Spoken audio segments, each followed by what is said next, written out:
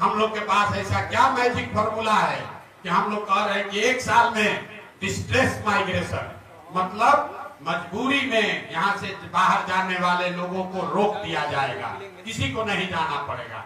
एक लोग हमसे पूछता है आपके पास ऐसा क्या जादू का छड़ी है, अभी आपको बता रहे हैं कि वो कैसे रोका जाएगा। मेरे साथ दुनिया के कम से कम 10 बड़े इकोनॉमिस्ट, बिहार के लोग उसमें इंक्लूडेड हैं, जो काम कर रहे हैं। हम लोगों ने जो मॉडल बनाया है कि बिहार में अगर श्रम का पलायन रोकना है, मजदूरों का पलायन रोकना है, तो उसके लिए पूंजी और बुद्धि का पलायन रोकना होगा। आपको जो मजदूर जाता है ट्रेन में बैठ के, वो पलायन दिखता है, लेकिन पूंजी का पलायन नहीं दिखता, बुद्धि का पलायन नहीं दिखता है। पूंजी के पलायन पर 2 मिनट आपका समय लूंगा, इसकी चर्चा बिहार में कोई नहीं करता है।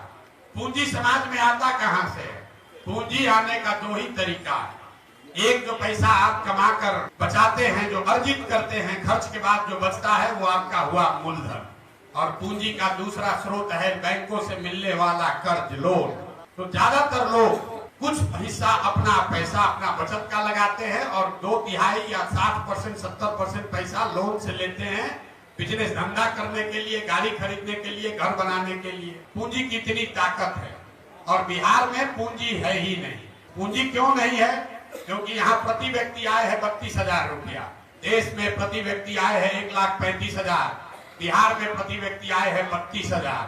और उसमें भी अगर पटना और बेगूसराय 2 गो जिला हटा दीजिएगा तो बिहार में प्रति व्यक्ति आय है 24,000 रुपया।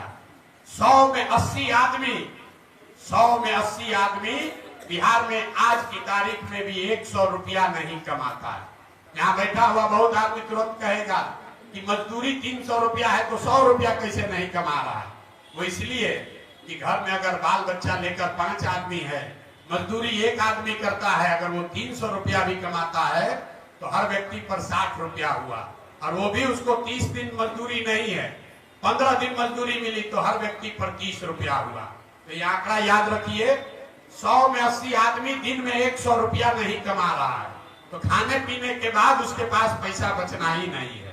और दूसरा पूंजी का स्रोत है बैंक। बैंक क्या कर रहे हैं? आप और हम कह रहे हैं बाहर से उद्योग आएगा, हम बता रहे हैं बैंकों से पूंजी का पलायन कैसे हो रहा है।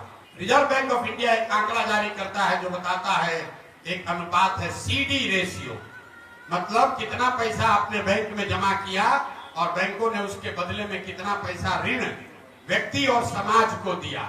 और ये बैंकों की मनमानी नहीं है, एक वैधानिक जिम्मेवारी है, बैंकिंग का मॉडल है कि 100 रुपया अगर आप और हम बैंक में जमा कर रहे हैं तो बैंकों को निश्चित तौर पर कम से कम 70 रुपया समाज को वापस देना है ऋण के तौर पर, ताकि लोग बिजनेस व्यापार कर सके, अपना घर बना सके, गाड़ी खरीद सके, जो काम करना चाहे वो कर सके। बिहार में इसकी स्थिति क्या है? पूरे देश में CD रेशियो है अभी करीब 74%। मतलब अगर 100 रुपया पूरे देश के लोगों ने बैंकों में जमा किया तो बैंकों ने 74 रुपया वापस किया समाज को। बिहार में 1990 से लेकर पिछले वित्तीय वर्ष तक CD रेशियो है 40%। लालू जी के जमाने में ये घट के हो गया था 18%। मतलब 100 रुपया जो हम लोग जमा कर रहे हैं बैंक में, तो 18 रुपया ही बैंक वाला ऋण के तौर पर वापस दे रहा है। इसका असर क्या हुआ? पिछले वित्तीय वर्ष में बिहार की गरीब जनता ने यहाँ के बैंकों में जमा किया 4,61,000 करोड़ रुपया।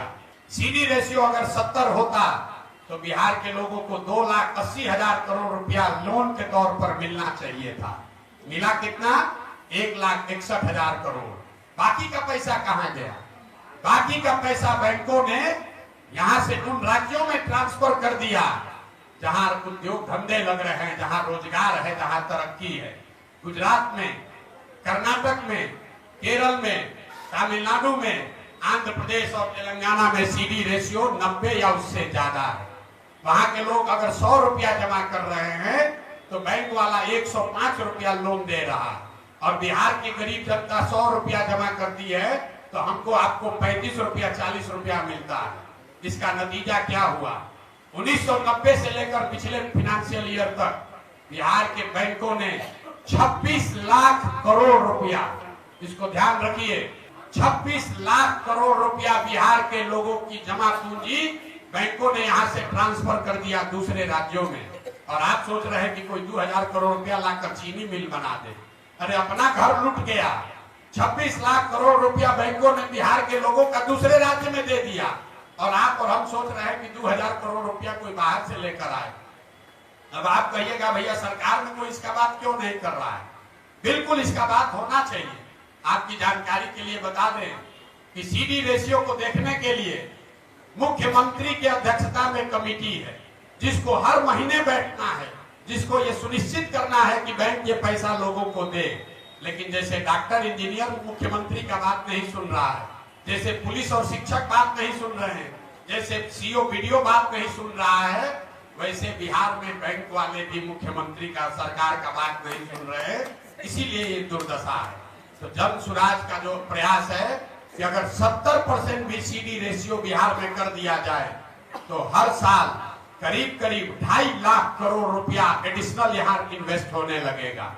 आप बड़ा घर बना सकेंगे, ज्यादा बड़ी गाड़ी खरीद सकेंगे, ज्यादा लोग मोटरसाइकिल खरीद पाएगा, ज्यादा लोग रोजी रोजगार कर पाएगा। जब लोग रोजी रोजगार करेंगे तो स्वाभाविक है यहाँ पर और एम्प्लॉयमेंट जनरेट होगा, उससे यहाँ से पलायन रुकेगा। और अगर पूंजी का पलायन रुका तो उससे बुद्धि का भी पलायन रुकेगा। जो पढ़ लिख कर लोग बाहर जा रहे हैं वो लोग यहाँ वापस आएंगे, और जब बुद्धि और पूंजी दोनों का पलायन रुकेगा तो श्रम का पलायन अपने आप रुक जाएगा। जो फाइनेंशियल मॉडलिंग की गई है, कि अगर 6 महीना में सीडी रेशियो को सुधार दिया जाए तो डिस्ट्रेस माइग्रेशन को इमीडिएटली रोका जा सकता है। तो ये जन सुराज का मंत्र है कि पूंजी के पलायन को रोककर बुद्धि का पलायन रोका जाए, और दोनों के पलायन को रोक के श्रम का पलायन रोका जाए।